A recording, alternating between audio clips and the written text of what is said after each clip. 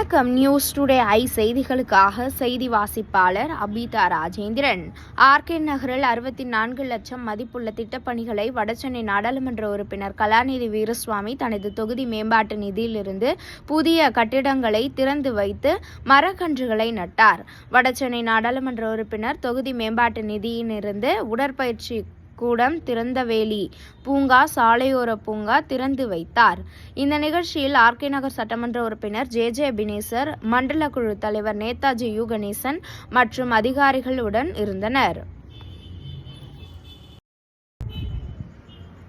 RK நகர் சட்டமன்ற தொகுதியில் ரூபாய் 64 லட்சங்கள் செலவில் சாலையோர பூங்கா, உடற்பயிற்சி கூடம், அதேபோன்று வார்டு 47க்கு உட்பட்ட பாரதி நகர் பகுதியில் ரூபாய் 25 லட்சங்கள் மதிப்பீட்டில் உடற்பயிற்சி கூடும், வார்டு 43க்கு உட்பட்ட காலரா மருத்துவமனை வளாகத்தில் ரூபாய் 15 லட்சங்கள் மதிப்பீட்டில் திறந்தவேலி உடற்பயிற்சி கூடம், வார்டு 40க்கு உட்பட்ட வ.உ.சி. நகரில் நாடாளுமன்ற உறுப்பினர் தொகுதி மேம்பாட்டு நிதி மூலம் ரூபாய் 24 லட்சங்கள் மதிப்பீட்டில் சாலையோர பூங்கா மக்கள் பயன்பாட்டிற்கு திறந்து வைத்து மரக்கன்றுகளை நட்டார்.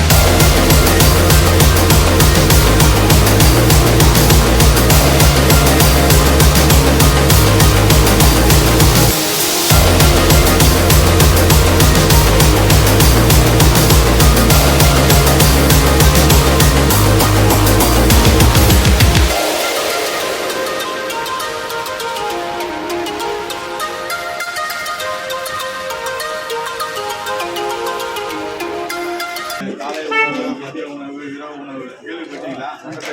இது உங்களாலலாம் இதெல்லாம் இருந்துதா? யார் இதெல்லாம் பண்ணுறது?